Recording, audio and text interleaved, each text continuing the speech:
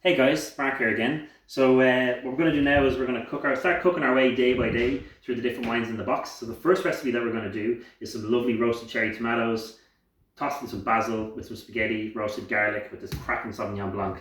Couldn't be simpler.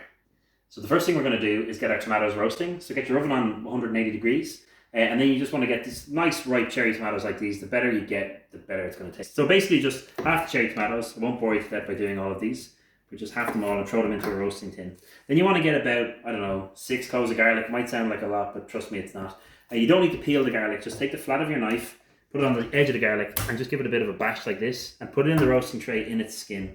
And as it roasts over the hour, it's going to get really sweet and succulent and kind of moorish and chewy, but the skin being on it will protect it from burning. So you basically chop all your tomatoes up and throw it in here like this with the garlic. If you like a bit of heat, you can chop up a chili and throw it in. What I like to do is just kind of give it a bash, open it up a bit and put it in whole.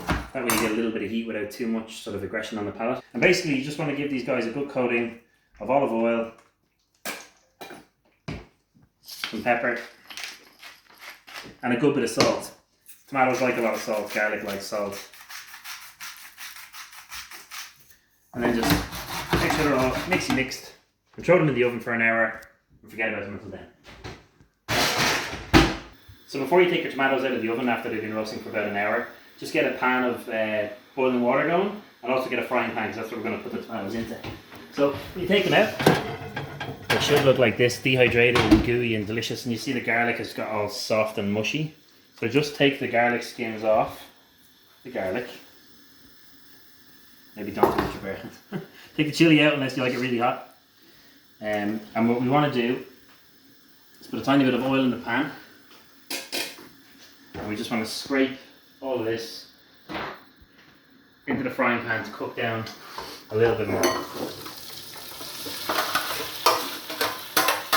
And then at the same time we want to get our pasta going. So you want really heavily salted water. The idea is to get as much salt on the floor as possible. Really heavily salted water, like this. You say it should be as salty as the sea. And then we just drop in a lovely spaghetti with a twist, let's drop, and give it a couple of seconds and it'll soften the bottom, and then you can just turn it down into the water. So just before the pasta is al dente, so it should have a good bit of bite to it still, take it out of the water and put it directly into the tomatoes. We're going to finish cooking the pasta in the sauce. And this is why pasta in restaurants is so delicious, because the sauce sticks to the pasta, is because if you finish cooking the pasta in the sauce, using a little bit of pasta water if it gets dry, and finishing with a bit of Parmesan cheese and butter, you get a beautiful emulsified sauce. So if the pasta looks really dry like this, just add a ladleful or even 2 ladlefuls of pasta water.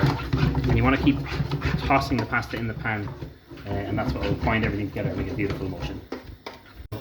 So keep cooking it down and tossing it with extra bits of water from the pan until it looks like this.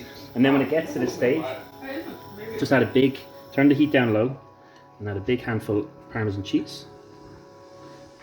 And add 2 little knobs of butter like this, and just toss it until it gets sticky and gooey and delicious. And if it gets a bit tight, if it gets a bit dry, just add another little splash of starchy water. So once it looks like this, it's done. Absolutely creamy and delicious. And just add in some freshly chopped basil, toss it through, and then serve it with just a little bit of extra Parmesan cheese grated over the top. So to serve it, chuck it in a bowl. Make as big a mess as you can, and then finish it off with a little extra Parmesan cheese, a little drizzle of extra virgin olive oil.